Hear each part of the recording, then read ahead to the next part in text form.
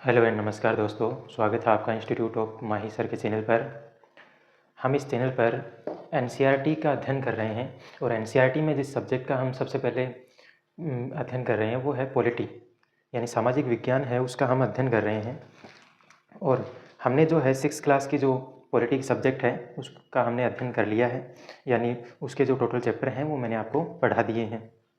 उसमें हमने देखा था कि विविधता की समझ क्या होती है, विविधता एवं भेदभाव क्या होते हैं, सरकार क्या होती है। इसके बाद में हमने देखा था कि पंचायती राज है वो क्या है। फिर हमने देखा था ग्रामीण और शहरी प्रशासन क्या है। इसके बाद में हमने पढ़ा था कि जो ग्रामीण और शहरी आजीविकाएं हैं वो कैसे काम करती हैं। यानी 6th क्लास की जो पॉलिटी सब्जेक्ट है वो हमने पढ़ ली थी। इस आज से हम जो स्टार्ट करने जा रहे हैं वो है 7th क्लास की सामाजिक विज्ञान, यानी 7th क्लास की जो पॉलिटी है वो हम स्टार्ट करने जा रहे हैं। ये जो क्लास है वो 2 दिन लेट है क्योंकि मैं इसमें बिजी था कुछ निजी कारणों से, लेकिन अब जो क्लास है वो रेगुलर आएगी। और आज जो हम पढ़ रहे हैं वो है 7th क्लास की पॉलिटी एनसीईआरटी। 6th क्लास में हमने जो पॉलिटी पढ़ी थी वो हमारा बेसिक था, यानी वो आपकी एकदम बेसिक समझ के लिए थी। अब जैसे जैसे आप पढ़ते जाएंगे, अभी आप 7th क्लास की पढ़ेंगे तो और गहराई से उन बातों को समझेंगे। फिर आप 8th क्लास की पढ़ोगे तो उनमें और गहराई से, यानी अब आपके चैप्टर हैं वो और भी बड़े होते जाएंगे। तो आज की जो हमारी है वो 7th क्लास की पॉलिटी एनसीईआरटी है। इसके अंदर मैं आपको सबसे पहले बता देता हूँ कि विषय सूची क्या रहने वाली है, यानी क्या क्या पढ़ने वाले हैं हम। इसमें 5 यूनिट जो हैं वो मैं आपको पढ़ाऊँगा, यानी 5 यूनिट दी गई हैं। सबसे पहले जो यूनिट है वो है यूनिट फर्स्ट, जिसमें है भारतीय लोकतंत्र में समानता। भारतीय लोकतंत्र में जो समानता है वो किस प्रकार से है, और इसमें जो फर्स्ट अध्याय है हमारा वो है समानता। आज जो हम अध्ययन करेंगे वो इसी अध्याय का अध्ययन करेंगे, समानता क्या है, इक्वलिटी को समझेंगे। इसके बाद में जो सेकंड यूनिट है, सेकंड यूनिट के अंदर हम राज्य सरकार के बारे में जानेंगे। और राज्य सरकार में हमारे पास 2 चैप्टर रहेंगे। स्वास्थ्य में राज्य सरकार की भूमिका, यानी स्वास्थ्य में है वो राज्य सरकार की भूमिका क्या रहने वाली है, और राज्य शासन जो है वो अपना काम कैसे करता है, इसके बारे में हम जानेंगे। इसके बाद में अगला जो चैप्टर हम अगली यूनिट जो है वो है जेंडर।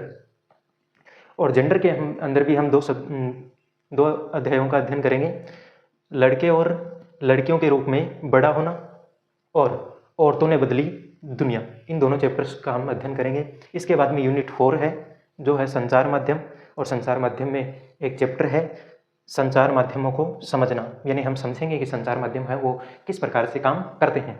इसके बाद में लास्ट जो यूनिट है वो है बाजार के बारे में, और बाजार में 2 चैप्टर दिए गए हैं, हमारे आसपास के बाजार और बाजार में एक कमीज। ये जो बाजार में एक कमीज है वो आखिर में हम पढ़ेंगे। एक कहानी है जो कि कपास के उत्पादन से स्टार्ट होती है और कमीज के बिकने तक समाप्त होती है। तो ये जो पूरा यूनिट है वो हम पढ़ेंगे, यानी इन्हीं अध्यायों के बारे में इसमें चर्चा करेंगे। आज को जो हमारा फर्स्ट अध्याय है वो है समानता, यानी इक्वलिटी के बारे में हम समझेंगे। हमने पिछली क्लास में पढ़ा था कि जो हमारा देश है वो लोकतांत्रिक देश है, और लोकतांत्रिक सरकार के जो प्रमुख तत्व होते हैं उनमें समानता भी एक तत्व है। यानी लोकतांत्रिक सरकार के जो प्रमुख तत्व होते हैं उनमें जो है समानता है वो विशेषता होती है किसी लोकतंत्र की।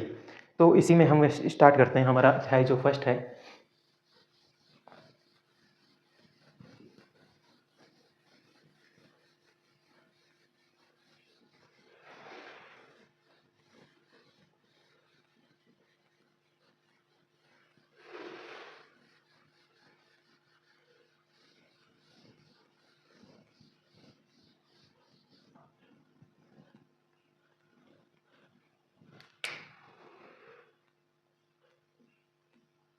समानता,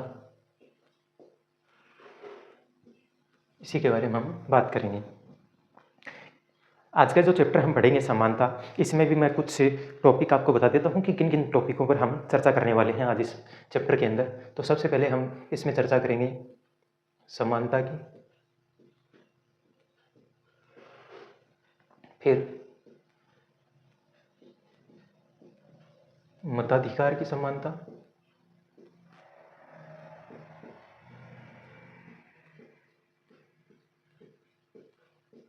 इसके बाद में हम कुछ असमानताएं जो आज भी हमारे आसपास उपलब्ध हैं या हमारे देश में पाई जाती हैं वो भी हम देखेंगे, यानी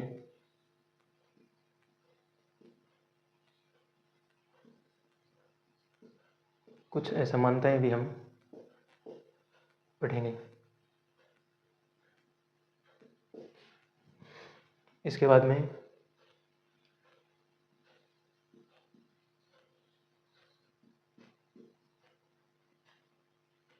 मानवीय गरिमा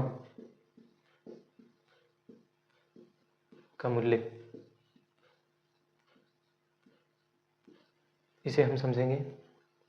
इसके बाद में भारतीय लोकतंत्र में समानता,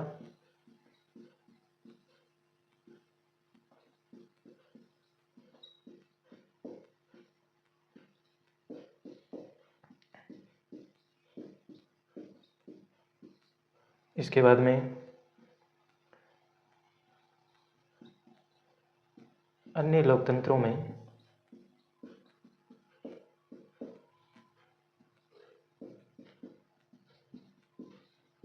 समानता के मुद्दे, इस पर हम चर्चा करेंगे। यानी ये कुछ टॉपिक हैं जिनकी हम इस चैप्टर में बात करेंगे। सबसे पहले जो है वो समानता को हम समझेंगे और इसी के अंदर हम बात करेंगे आर्टिकल जो 14 है उसकी। फिर मताधिकार की समानता, यानी इसमें हम बात करेंगे सार्वभौमिक वैश्विक मताधिकार की। कुछ असमानताएं हम देखेंगे कि आज में समाज में कुछ असमानताएं हैं वो पाई जाती हैं जो संविधान में लिखा हुआ है, उसके बावजूद भी आज भी हम ये नहीं कह सकते कि हमारे देश में जो है असमानताएं पूरी तरह से ख़त्म हो गई हैं। तो इसमें कुछ असमानताओं की बात करेंगे और इसमें मैं 2 कहानियों के माध्यम से आपको असमानताओं के बारे में बताऊंगा। फिर हम बात करेंगे कि मानवीय गरिमा का क्या मूल्य होता है। फिर भारतीय लोकतंत्र में समानता, कि भारतीय जो लोकतंत्र है वो हमें किस प्रकार से समानता प्रदान करता है, इसकी हम बात करेंगे। इसके बाद में अन्य लोकतंत्रों में समानता के मुद्दे, यानी न केवल भारत में लेकिन और भी जो लोकतांत्रिक देश हैं उनमें भी समानता के लिए संघर्ष हैं वो जारी हैं। यानी हम ये सोच सकते हैं कि भारत में ही हमें असमानता के लिए समानता के लिए संघर्ष देखने को मिलता है, लेकिन ऐसा नहीं है। बाकी के जो और लोकतांत्रिक देश हैं उनमें भी समानता के लिए काफ़ी संघर्ष किए जाते हैं, तो उनके बारे में भी हम बात करेंगे। और इसमें मैं एक अफ्रीकी अमेरिकन महिला की बात करूँगा जो कि है रोजा पार्क्स। इनकी कहानी से हम जानेंगे कि और जो लोकतंत्र हैं उनमें भी जो है समानता के लिए लोग कैसे कैसे संघर्ष करते हैं। तो ये टॉपिक रहेंगे हमारे। सबसे पहले हम बात करते हैं समानता की।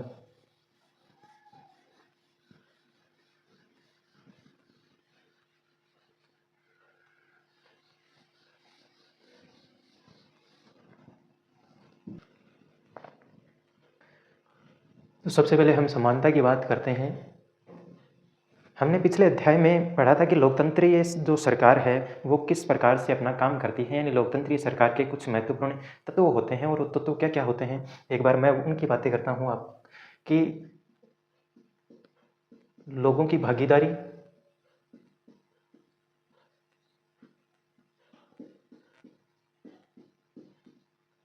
ये हमने देखी थी इस चैप्टर के अंदर कि लोकतंत्र में लोगों की भागीदारी है वो कैसे महत्वपूर्ण है। इसके बाद में हमने देखा था उसमें कि संघर्षों का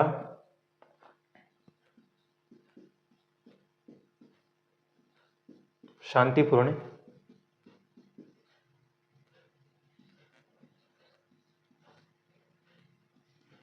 समाधान,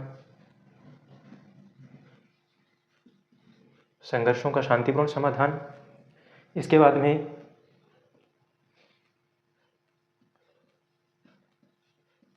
समानता व न्याय, ये कुछ महत्वपूर्ण तत्व जो हैं वो एक लोकतंत्रीय सरकार के होते हैं। इनमें है समानता। अब समानता जो है वो किसी भी लोकतंत्र की एक मुख्य विशेषता होती है। तो सबसे पहले हम यही लिखते हैं कि समानता है वो किसी भी लोकतंत्र की मुख्य विशेषता होती है।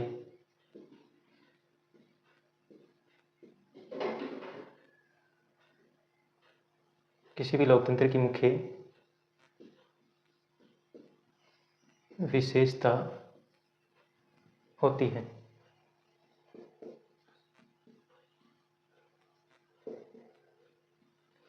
अब ये किसी भी लोकतंत्र की एक मुख्य विशेषता किस प्रकार से होती है, तो हम कह सकते हैं कि जो लोकतंत्र है उसकी कार्य प्रणाली पर, जो लोकतंत्र है उसकी कार्य प्रणाली के सभी पहलुओं पर समानता का प्रभाव पड़ता है। यानी लोकतंत्र की जो कार्य प्रणाली है उसके जो सभी पहलू हैं वो समानता से जुड़े हुए हैं। अब इसी में हम बात करेंगे कि समानता आखिर होती क्या है। तो समानता है वो सबको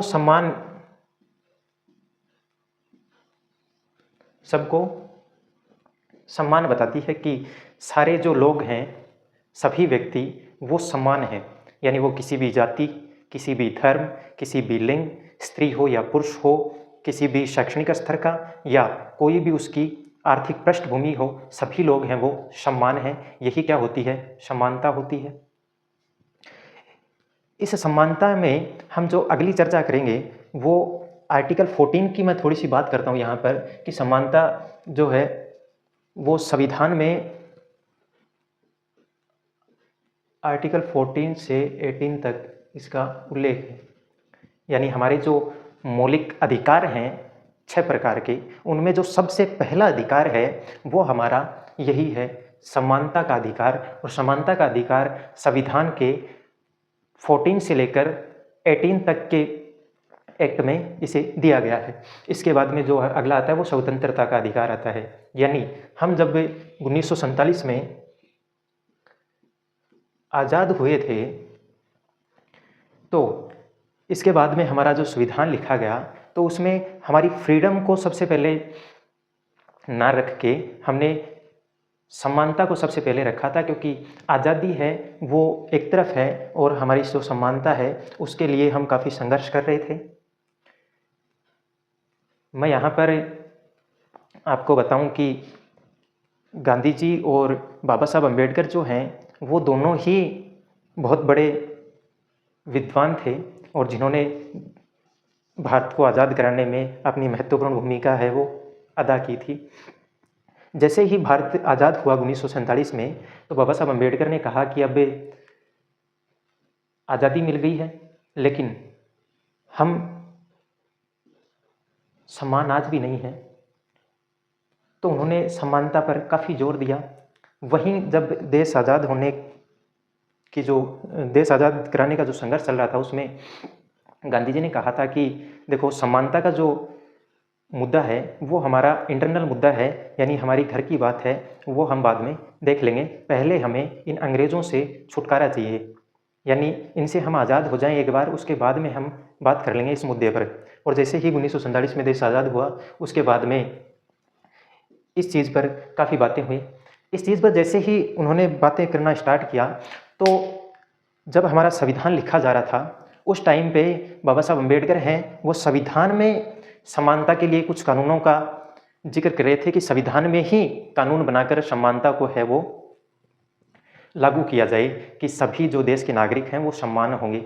लेकिन जो गांधी जी हैं उनका मानना ये था कि देखो, समानता जो है वो लोगों के मस्तिष्क में है, यानी मानसिक स्तर पर उसको हम ठीक करने का प्रयास करते हैं। लेकिन बाबा साहब अम्बेडकर ने कहा कि कोई भी जो देश के समुदाय हैं या कोई भी देश है, वहाँ के जो नागरिक हैं उनकी मानसिक स्थिति जो है वो ठीक होने में सैकड़ों साल लग सकते हैं, और जब तक उनकी मानसिक स्थिति है उससे ये कुप्रथा खत्म नहीं हो जाती तब तक हम कानून के द्वारा लोगों की जो है समानता है उसका संरक्षण करेंगे। अब हम बात करते हैं अगला जो हमारा है समानता के अंदर ही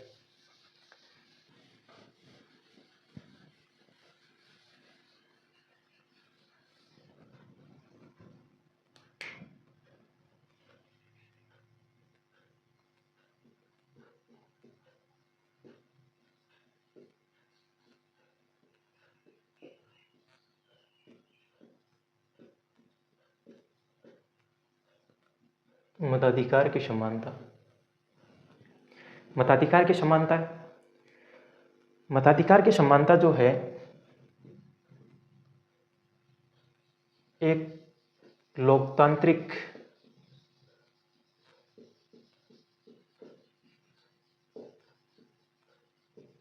देश में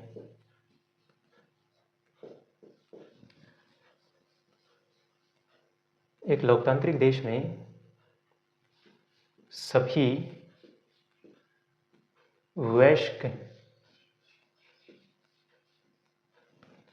वयस्क यानी जिनकी आयु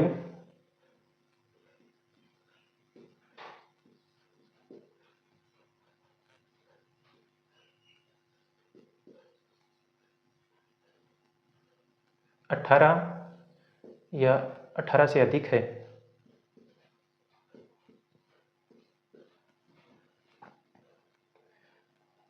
सभी वयस्क जिनकी आयु 18 या 18 से अधिक है, चाहे वह स्त्री हो, पुरुष हो, किसी भी धर्म का हो, किसी भी जाति का हो, चाहे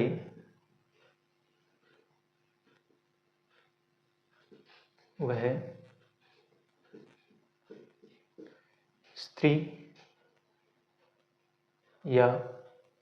स्त्री हो या पुरुष,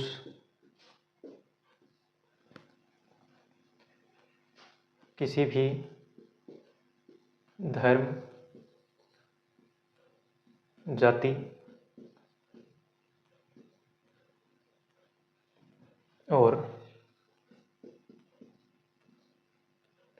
शैक्षणिक स्तर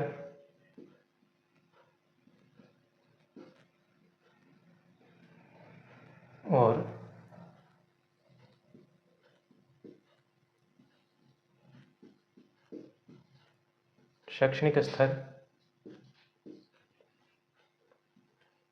आर्थिक पृष्ठभूमि,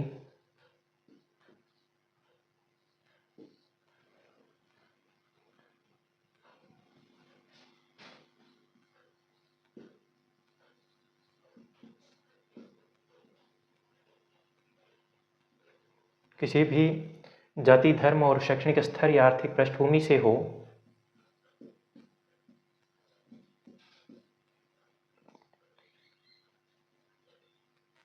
उनको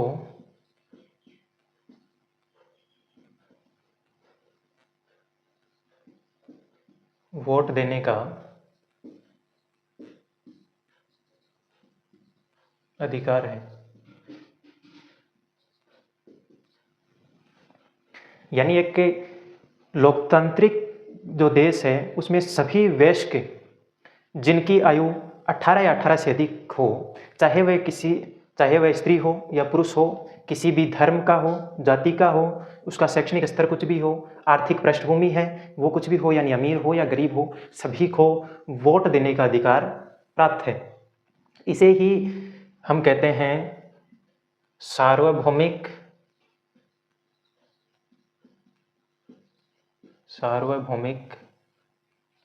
वयस्क मताधिकार।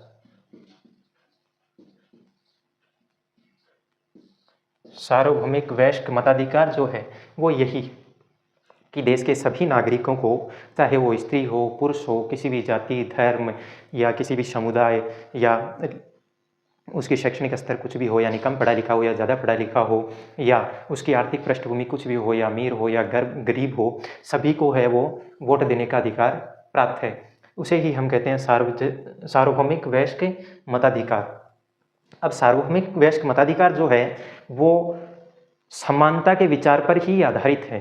सार्वभौमिक वयस्क मताधिकार का जो विचार है वो समानता के विचार पर आधारित है। समानता के विचार पर आधारित। तो समानता के विचार पर कैसे आधारित है? तो सार्वभौमिक वयस्क मताधिकार मैंने आपको बताया ऊपर कि यह कहता है कि चाहे देश के हर नागरिक को वोट देने का अधिकार है, चाहे वो किसी भी जाति का हो, किसी भी धर्म का हो, किसी भी स्त्री हो या पुरुष हो, किसी भी शैक्षणिक स्तर का हो या उसकी आर्थिक पृष्ठभूमि हो, कुछ भी हो, सभी को वोट देने का अधिकार है वो प्राप्त होता है। तो ये जो है वो भी समानता के विचार पर आधारित है। इसी में मैं आपको बताऊं कि सार्वभौमिक वयस्क मताधिकार में एक चीज़ है कि एक पर्सन या फिर आप कह सकते हो कि एक व्यक्ति इक्वल टू 1 वोट और इक्वल टू 1 वैल्यू। यानी एक व्यक्ति को एक वोट देने का अधिकार है और उसकी जो वैल्यू है वो भी एक ही है। यानी ये नहीं है कि कोई किसी व्यक्ति का शैक्षणिक स्तर है वो अधिक है तो उसके वोट की जो वैल्यू है वो ज़्यादा है, या जो कम शैक्षणिक स्तर है उसके वोट की वैल्यू कम है, या कोई अमीर है तो उसके वोट की वैल्यू ज़्यादा है, कोई गरीब है तो उसके वोट की वैल्यू कम है, कोई पुरुष है तो उसके वोट की वैल्यू ज़्यादा है, या कोई स्त्री है तो उसके वोट की वैल्यू कम है। ऐसा नहीं है, एक व्यक्ति एक वोट और उसकी एक वैल्यू बराबर है। इसके बाद में जो अगला हम बात करेंगे वो हम बात करेंगे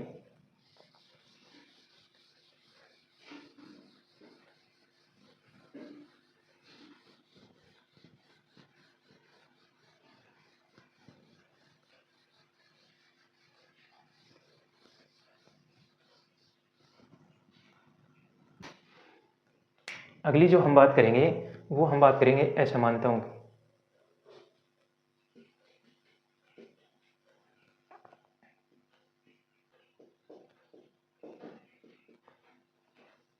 वो क्या है? देखो, सार्वभौमिक वयस्क मताधिकार से आपको ये क्लियर हो गया होगा कि सभी लोग जो हैं वो समान हैं, लेकिन हम केवल सार्वभौमिक वयस्क मताधिकार को समझकर ये नहीं कह सकते कि जो असमानताएं हैं उनका सामना है वो लोगों को नहीं करना पड़ता। यानी वोटिंग लाइन में जब खड़े होते हैं तो सभी व्यक्तियों को खुशी होती है कि आज हम सब जो हैं वो बराबर हैं और हमें हमारा कैंडिडेट चुनने में सबके बराबर भूमिका मिल रही है। लेकिन जो लोगों का रोजमर्रा का जो जीवन है वो उससे काफ़ी कोसों दूर है। तो इसी बात में हम दो कहानियों की यहाँ पर चर्चा करेंगे कि असमानताओं में सबसे ज़्यादा जो इफेक्ट है वो किसका है। तो एक तो इसमें हम देखेंगे फर्स्ट जातिगत व्यवस्था,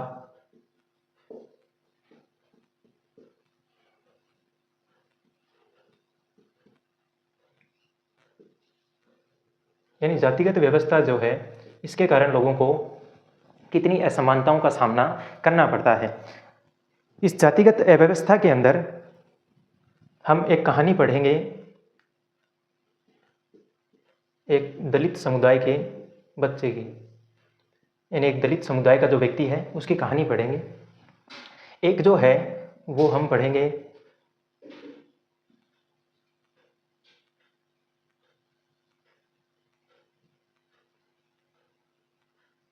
धर्म के आधार पर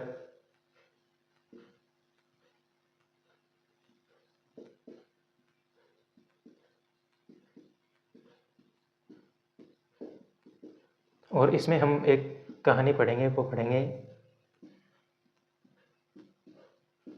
अंसारी दंपति इनकी।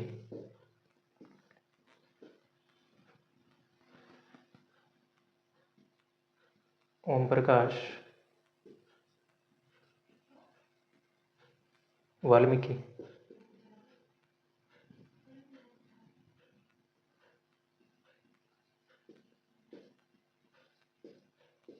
इनकी। अब देखो, सबसे पहले हम बात करते हैं कि जातिगत व्यवस्था है उसके आधार पर किस प्रकार से लोगों को असमानताओं का सामना करना पड़ता है। आप अगर भारत के ग्रामीण क्षेत्रों से आते हैं, यानी भारत के ग्रामीण क्षेत्रों से आप अगर आते हैं तो आपको बहुत छोटी उम्र में ही जातिगत व्यवस्था का जो है वो अनुभव हो जाता है। लेकिन वहीं अगर आप शहरों में रहते हैं, यानी भारत के शहरी इलाकों में अगर आप रहते हैं तो आप लोगों के मन में आता होगा कि यार आज भी लोग जातिवाद में विश्वास रखते होंगे, नहीं रखते होंगे शायद। लेकिन जो शहरी लोग ये सोचते हैं कि आज भी लोग जातिवाद में विश्वास रखते हैं या नहीं रखते हैं, कई बार होता यह है कि जो न्यूज़पेपर की बड़ी बड़ी हेडलाइन आती हैं उनमें जो शहरी लोग हैं उनकी खुद की जब बात आती है तो वो सबसे पहले जाति को सामने रखते हैं, यानी बहुत ही अच्छे तरीके से। जैसे अगर हम बात करें कि कोई भी वैवाहिक ऐड अगर आप देखो, न्यूज़पेपर की हेडलाइनों में अक्सर ऐसे ऐड आते हैं, और उस वैवाहिक जो पेज पढ़ो आप न्यूज़पेपर का, उसमें आप देखो कि लोगों ने जो डिटेल डाली है, उन डिटेल में वो अपनी जाति का बहुत ही अच्छे तरीके से जिक्र करते हैं कि इसी जाति की जो है कन्या चाहिए। तो शहरियों में भी ये जातिगत व्यवस्था है, वो है, लेकिन जब उनकी खुद की बात आती है तब की बात है। अदरवाइज तो सब कह देते हैं कि यार आज भी जात पात में कोई विश्वास रखता है। लेकिन ग्रामीण इलाकों में आज भी जो है वो इस तरह की असमानताओं का सामना लोगों को करना पड़ता है। तो ये जो है कि जातिगत व्यवस्था में इस चैप्टर में हमें दिया गया है, वो है ओम प्रकाश वाल्मीकि।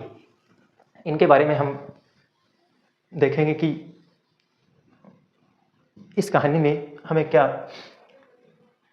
पता चलता है। एक दलित व्यक्ति ओम प्रकाश वाल्मीकि, ओम प्रकाश वाल्मीकि जो है वो एक प्रसिद्ध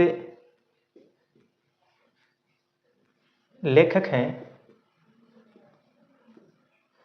लेकिन वो दलित समुदाय से आते हैं। अब दलित जो शब्द है वो हमने छठी क्लास की जब पॉलिटी पढ़ रहे थे उसमें भी हमने देखा था। अब दलित शब्द का मतलब क्या होता है, तो दलित शब्द का मतलब ये होता है कि कुचला हुआ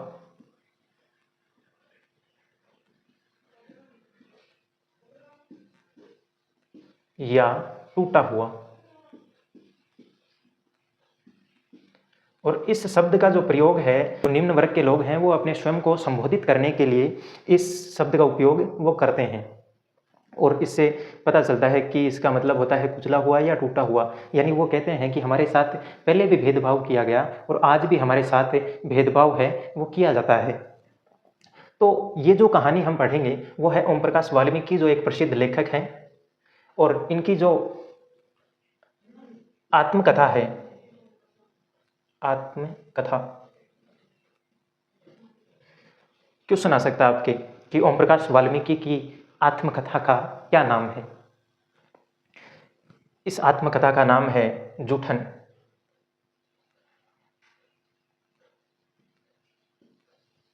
आत्मकथा का नाम क्या है? जूठन। यानी ओम प्रकाश वाल्मीकि जी जो हैं वो अपनी आत्मकथा जूठन में लिखते हैं कि वो दलित समुदाय से हैं, और वो जब बच्चे थे और स्कूल जाते थे तो उस समय उनको काफ़ी असमानताओं का सामना करना पड़ता था। क्यों? क्योंकि वो दलित थे। दलित होने के कारण उन्हें काफ़ी असमानताओं का सामना करना पड़ता था। किस प्रकार से कि जो और बच्चे थे उनकी क्लास के, वो उन्हें पास नहीं बैठने देते थे, या कभी कभी ऐसा होता था कि वो जब तक उनका बैठने का नंबर आता था तब तक दरी है वही छोटी पड़ती थी। यानी वो जहाँ बैठते थे वहाँ से उनको जो बोर्ड पे लिखे हुए अक्षर हैं वो भी साफ दिखाई नहीं देते थे। इस प्रकार की काफ़ी असमानताओं का उन्हें सामना करना पड़ता था। और बताते हैं कि कई बार जो हेडमास्टर है वो उनको सफाई करने के लिए बोल देता था कि तुम सफाई करो, बाद में पढ़ लेना। और उनके साथ के जो बच्चे हैं वो क्लास में पढ़ाई कर रहे हैं और वो मैदान में झाड़ू लगा रहे हैं। तो इस प्रकार की जो असमानताएं हैं वो आज भी कई जो स्कूल हैं ग्रामीण इलाकों में उनमें इसी प्रकार की असमानताओं का सामना है वो बच्चों को करना पड़ता है। ओम प्रकाश वाल्मीकि जी उस टाइम पे बच्चे थे, वो तो उसके खिलाफ कुछ कर भी नहीं सकते थे, लेकिन बाद में उनके पिताजी हैं वो आते हैं और उनको विद्यालय के जो अध्यापक हैं उनको वो कुछ से भला बुरा कह के और उसे अपने साथ ले जाते हैं और बाद में कहते हैं कि ये यहीं पढ़ेगा और इसके साथ साथ और भी जो इसके जैसे बच्चे हैं वो आएंगे। यानी इस प्रकार की जो असमानता है उनका सामना आज भी निम्न वर्ग के लोगों को करना पड़ता है। इसके बाद में जो एक और हम बात करें वो है एक अंसारी दंपति की कहानी। अंसारी दंपति, अंसारी जो है वो मुस्लिम धर्म के दो पति पत्नी हैं और वो एक बड़े शहर में फ्लैट किराए पर लेने जाते हैं। यानी उनके पास पैसे बहुत हैं लेकिन रहने का घर नहीं है, तो एक फ्लैट है वो किराए पर लेने जाते हैं।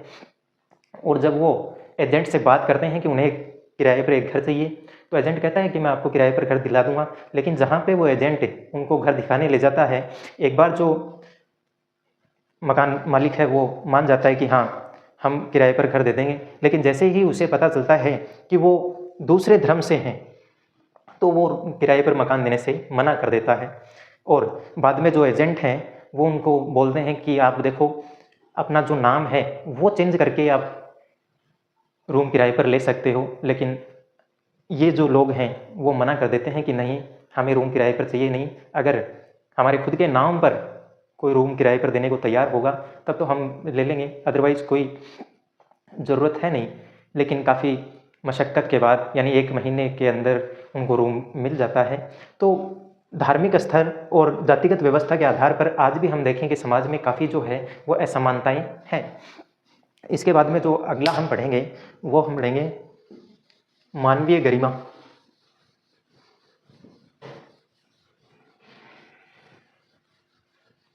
मानवीय गरिमा।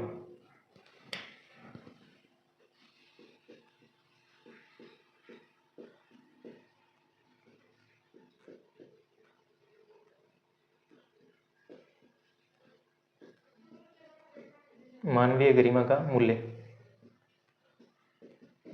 इसकी हम चर्चा करते हैं। अब मानवीय गरिमा होती क्या है? तो मानवीय गरिमा का सीधा सीधा मतलब ये है कि अपने आप को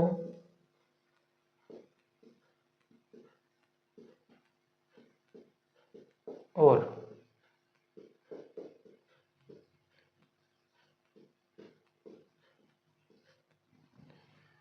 दूसरों को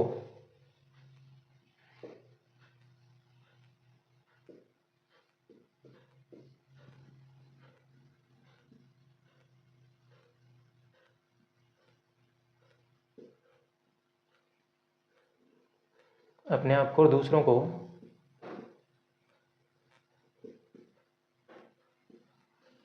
सम्मान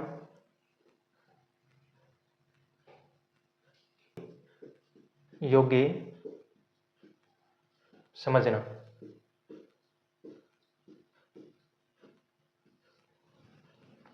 यानी खुद को और दूसरों को सम्मान के योग्य समझना, यानी आप खुद भी सम्मान के योग्य हैं और जो दूसरे व्यक्ति हैं वो भी सम्मान के योग्य हैं। यही आपके अंदर भावना जो है वो गरिमा उत्पन्न करती है। अब जो पिछली हमने घटनाएं पढ़ी कि ओम प्रकाश वाल्मीकि जी हैं उनकी और अंसारी दंपति की, तो उन घटनाओं से साफ पता चलता है कि लोगों ने उनके आत्मसम्मान को या उनकी गरिमा को काफ़ी हद तक ठेस पहुंचाई है। यानी जब दुख होता है, जब कोई व्यक्ति आपको आप सम्मान के योग्य ना समझे या आप किसी दूसरे व्यक्ति को सम्मान के योग्य ना समझे, अगर आप जीवन जी रहे हैं यानी आत्मसम्मान का जीवन अगर आप नहीं जी रहे हैं तो जीवन का कोई मतलब नहीं है।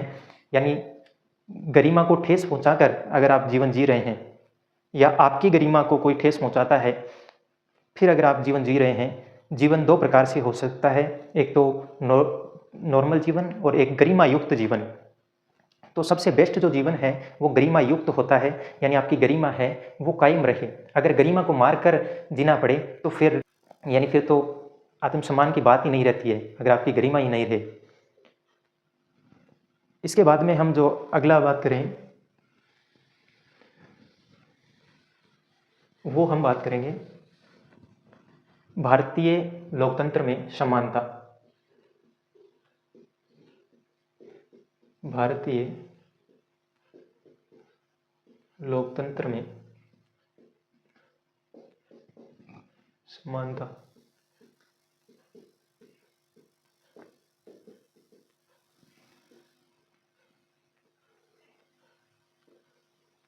भारतीय लोकतंत्र में समानता। अब देखो भारतीय जो लोकतंत्र है यानी भारत का जो संविधान है, भारत का संविधान, अब संविधान होता क्या है? संविधान की अगर हम बात करें तो ये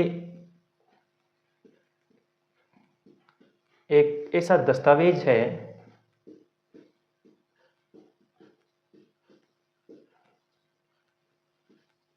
एक ऐसा दस्तावेज है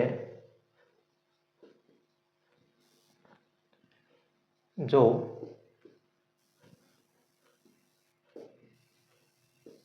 देश की जनता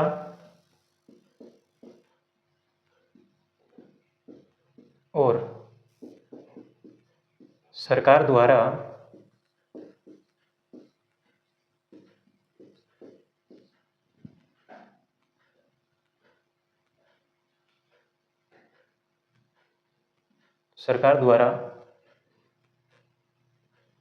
पालन किए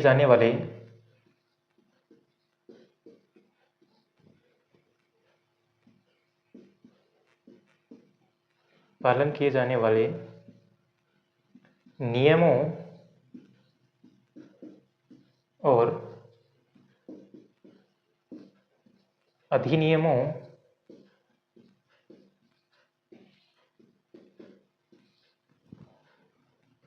को निरूपित करता है।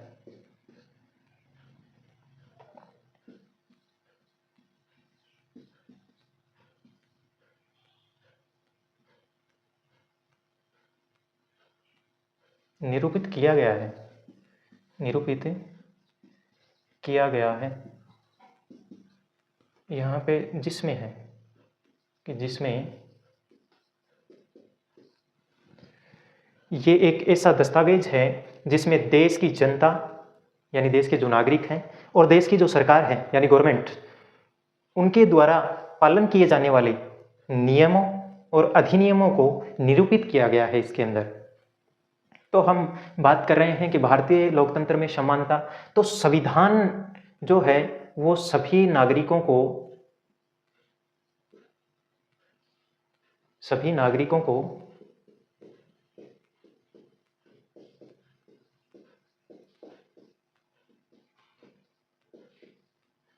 सम्मान मानता है। संविधान जो है वो सभी नागरिकों को सम्मान मानता है। सभी नागरिकों को सम्मान कैसे? यानी वो किसी भी जाति,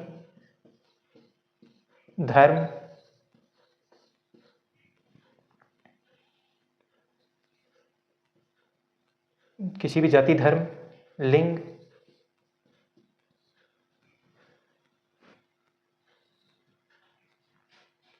शैक्षणिक स्तर,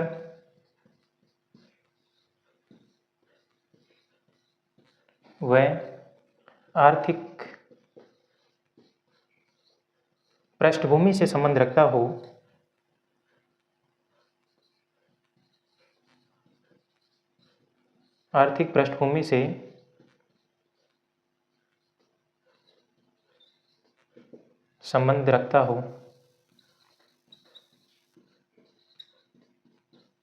सभी जो हैं वो संविधान के अनुसार भारतीय लोकतंत्र में समान हैं। यानी वो चाहे स्त्री हो, पुरुष हो, किसी भी शैक्षणिक स्तर का हो, अमीर हो, गरीब हो, किसी भी जाति का हो, किसी भी धर्म का हो, सभी जो हैं वो भारतीय लोकतंत्र में समान हैं।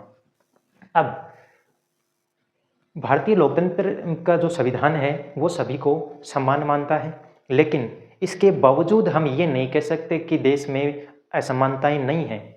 आज भी अनेक प्रकार की जो असमानताएं हैं वो हमें देखने को मिलती हैं, लेकिन कम से कम संविधान में ये सब प्रावधान करके हमने व्यक्तियों के लिए सुरक्षा प्रदान की है। यानी पहले जहाँ पर व्यक्तियों के लिए उनके भेदभाव करने के या उन्हें कुछ भी दिक्कत होती थी तो उनके लिए कानून नहीं थे, लेकिन आज जो है उनकी समानता की रक्षा करने के लिए अनेक प्रकार के जो कानून हैं वो संविधान में मौजूद है। संविधान में काफ़ी प्रावधान किए गए हैं और उनमें 2-3 प्रावधान हैं, वो मैं आपको बताता हूँ कि संविधान में जो है वो समानता की रक्षा करने के लिए क्या क्या प्रावधान है। तो सबसे पहला जो प्रावधान है वो ये है कि देश का हर नागरिक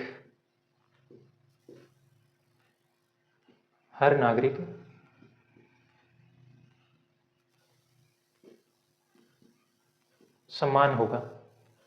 देश का हर नागरिक सम्मान होगा।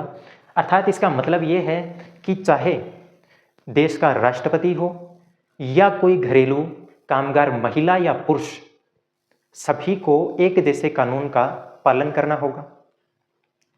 इसके बाद में जो दूसरा है वो ये है कि किसी भी व्यक्ति के साथ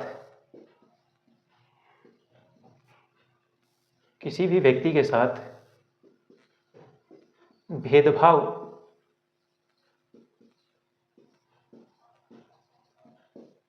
नहीं किया जाएगा। किसी भी व्यक्ति के साथ भेदभाव नहीं किया जाएगा। भेदभाव किस आधार पर? तो किसी के भी धर्म के आधार पर, जाति के आधार पर, शैक्षणिक स्तर के आधार पर, उसके जन्म स्थान के आधार पर, या फिर उसके अमीर या गरीब होने के आधार पर जो कोई भी भेदभाव है वो नहीं किया जाएगा। इसके बाद में जो तीसरा है वो ये है कि हर कोई सार्वजनिक स्थानों पर जा सकेगा। हर कोई जो है वो सार्वजनिक स्थान का उपयोग कर सकता है। सार्वजनिक स्थान जैसे बाजार, होटलें, कोई पार्क है, या फिर सड़कें हैं, या गवर्नमेंट ने जो कुएं या जो सार्वजनिक स्नान घाट हैं वहाँ पर जाने के लिए कोई भी प्रतिबंध है वो नहीं लगाया जाएगा किसी भी व्यक्ति के लिए, यानी हर कोई सार्वजनिक स्थान पर जा सकता है। चौथा जो है वो ये है कि अस्पृश्यता, छुआछूत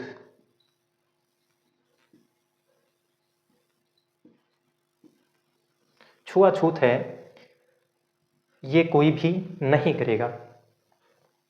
तो ये 4 बातें हैं वो इसमें है कि हर नागरिक समान होगा, देश का राष्ट्रपति से लेकर घरेलू कामगार, महिला या पुरुष सभी के लिए।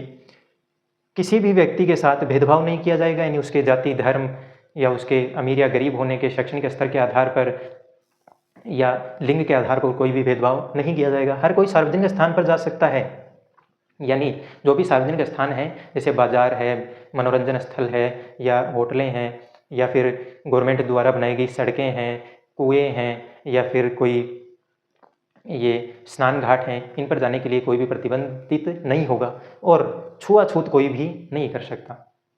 ये प्रावधान किए गए हैं, लेकिन ये प्रावधान होने के बावजूद हम काफ़ी देखते हैं कि आज भी जो लोग हैं वो संविधान में प्रावधान होने के बावजूद इन्हें समझने से इनकार कर देते हैं। इसके बाद में जो अगला हम पढ़ेंगे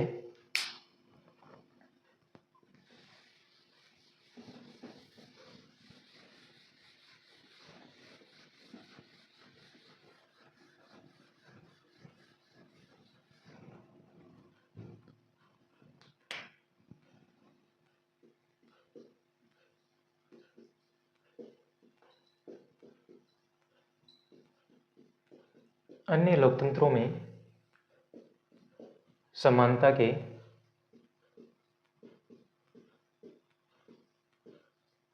मुद्दे।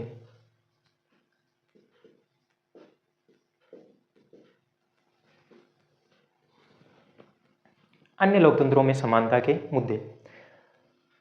आप शायद ये सोचते होंगे कि भारत में, यानी भारतीय लोकतंत्र में ही समानता के लिए लोग संघर्ष करते हैं, यानी यहीं असमानताओं के लिए लोगों को काफ़ी संघर्षों का सामना करना पड़ता है, यानी असमानताएं यहीं झेलनी पड़ती है। लेकिन ऐसा नहीं है। संसार के जो और भी देश हैं, यानी जहाँ पे लोकतंत्रीय गवर्नमेंट है, लोकतंत्रीय शासन प्रणाली है, वहाँ पर भी लोगों को जो है समानता के लिए संघर्ष करने पड़ते हैं। इसमें हम बात करें अमेरिका की,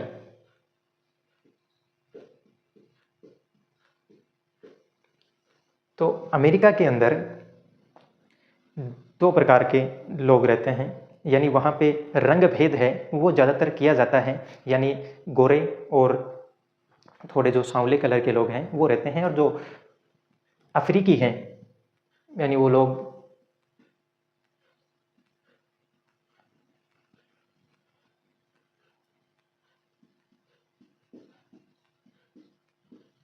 अफ्रीकी अमेरिकन हैं। अब अफ्रीकी अमेरिकन कैसे हो गए? तो अफ्रीकी अमेरिकन जो अफ्रीकी लोग हैं वो पहले अमेरिका में जो रहते थे उनके गुलाम हुआ करते थे एक तरीके से। यानी अब जो वहाँ पे अमेरिकन हैं उनके पूर्वज उनके गुलाम हुआ करते थे। तो फिर धीरे धीरे जैसे ही अमेरिका आज़ाद हुआ उसके बाद में वहाँ पे दास प्रथा और ये काफ़ी सारी कुप्रथाएं हैं वो चल रही थी। धीरे धीरे उनके लिए संघर्ष कर रहे थे लोग। लेकिन वहाँ पे एक और चीज़ के लिए संघर्ष हो रहा था, वो था नस्ल भेद, रंग भेद या फिर नस्ल भेद आप कह सकते हो।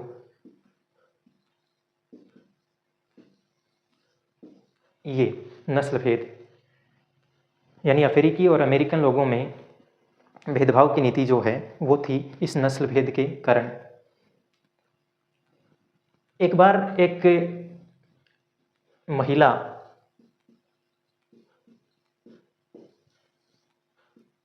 जिनका नाम रोजा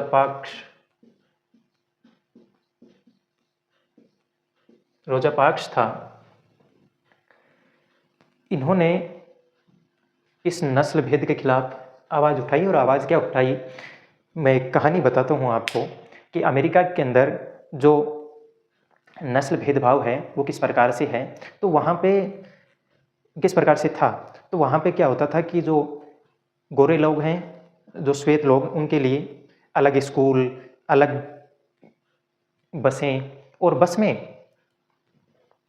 में क्या होता था कि जैसे 4 सीटें हैं तो चारों पर श्वेत लोग बैठेंगे और उसके बाद में जो नेक्स्ट सीट है उसके ऊपर जो श्वेत लोग हैं वो बैठ सकते हैं। लेकिन कंडीशन ये है कि अगर उन 4 के अलावा अगर कोई दूसरा श्वेत आ जाता है तो उस अश्वेत को वहाँ से उठना होगा और कहीं पीछे जाके बैठना होगा। इसी प्रकार से चल रहा था। 1950 के अंत के दशक की बात है कि एक बार रोजा पार्क्स हैं, वो अश्वेत महिला थी और ये बस में बैठ गई। और बस में बैठ गई जैसे ही तो कुछ श्वेत लोग आए और इनको उठने के लिए कहा। ये थकी हुई थी काम करके और इनको काफ़ी गुस्सा आ रहा था कि यार हर बार का ये हो गया कि इनके आगे हमें उठना पड़ता है। और ये उस दिन उस सीट से खड़ी नहीं हुई, यानी इन्होंने मना कर दिया कि मैं खड़ी नहीं होंगी। तो फिर वो बस आगे नहीं गई। वहाँ पे इनको उतारा गया, पुलिस बुलाई गई और पुलिस ने इनको जेल में डाल दिया।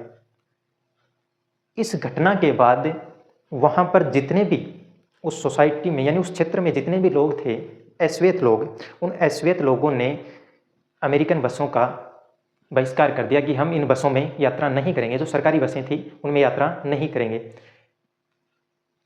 अश्वेत लोगों ने टैक्सी चलाई सरकारी बस के किराए के बराबर में और उन्हीं टैक्सियों में वो अपनी यात्रा जो है वो करते हैं। और बाद में अमेरिकन गवर्नमेंट ने है वो संविधान में कानून बनाकर ये जो नस्ल भेद है उसको ख़त्म कर दिया। और इसे हम कहते हैं, ये जो मूवमेंट चला था उसे सिविल राइट मूवमेंट कहते हैं। Civil right movement, civil right movement. ये सिविल राइट मूवमेंट जो है वो 1950 के अंत में स्टार्ट हुआ था। आज की जो क्लास है वो यहीं समाप्त होती है। आज की क्लास में हमने समानता की बात की और समानता में हमने समझा कि समानता क्या होती है। उसके बाद में हमने देखा कि मताधिकार की समानता क्या होती है। उसके बाद में कुछ असमानताओं की हमने बात की। उसके बाद में हमने समझा कि मानवीय गरिमा है उसका मूल्य क्या होता है। उसके बाद में हमने समझा कि जो भारतीय लोकतंत्र में समानता है वो किस प्रकार से है। और उसके बाद में हमने समानता के जो अन्य लोकतंत्रों में मुद्दे हैं उनके बारे में बात की। यहाँ पर मैं एक बात और बताऊँ आपको कि इसी चैप्टर का था वो, भारतीय लोकतंत्र में जो समानता है वो गवर्नमेंट 2 प्रकार से लागू करती है। एक तो संविधान में कानून बनाकर और कुछ कार्यक्रम चलाकर। और उन्हीं कार्यक्रमों में से एक कार्यक्रम है मध्याह्न भोजन।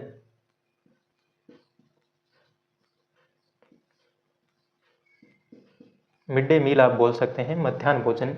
यानी गवर्नमेंट स्कूलों में बच्चों के लिए मध्याह्न भोजन की व्यवस्था है वो गवर्नमेंट ने की थी। ये जो सबसे पहले जिस राज्य में लागू हुई थी सर्वप्रथम, वो था तमिलनाडु।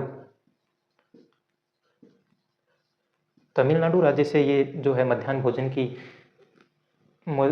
भोजन का जो कार्यक्रम है वो शुरू हुआ था। और 2001 के अंदर सुप्रीम कोर्ट ने सभी राज्यों को ये निर्देश दिए कि आप सभी अपने अपने राज्यों के सरकारी स्कूलों में इस योजना को लागू करो। 2001 में सभी राज्यों ने इस योजना को है वो लागू कर दिया था। 6 माह का उससे उन्हें समय दिया गया था।